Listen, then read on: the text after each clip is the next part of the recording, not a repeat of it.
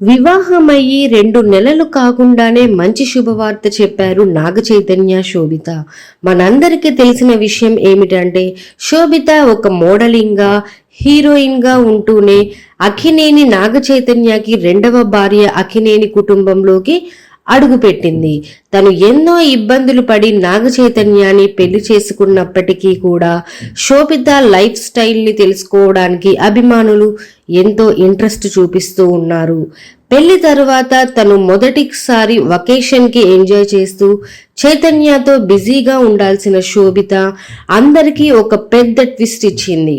పెళ్లి అయిన తరువాత అక్కినేని కుటుంబంతో కలిసి ఉంటున్నందుకు శోభిత చివరికి నాగ చైతన్య మొదటి భార్య అయిన సమంతతో కలిసి ఉన్న ఇంట్లోనే శోభిత కాపురం పెట్టి అందరికీ షాక్ ఇచ్చింది.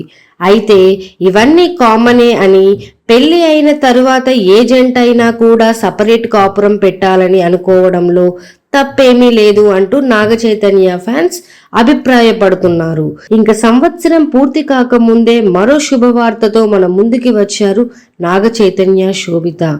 ఇంకా శోభిత ఎప్పటి నుంచో అనుకుంటున్న బాలీవుడ్ లో బిగ్ ఆఫర్ అయితే కొట్టేసింది. అయినా కూడా ఏమీ ఆలోచించకుండా ఆ సినిమాకి రిజెక్ట్ చేసేసింది శోభిత.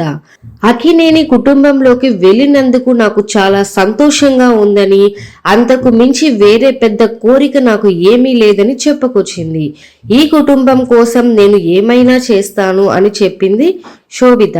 నాగ చైతన్యకి పిల్లలంటే చాలా ఇష్టం.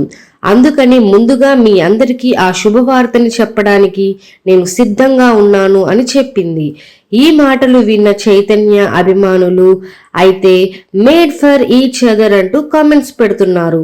ప్రస్తుతం సమంతతో కలిసి ఉన్న ఇంట్లోనే శోభితతో కలిసి ఉంటున్నాడు నాగ చైతన్య.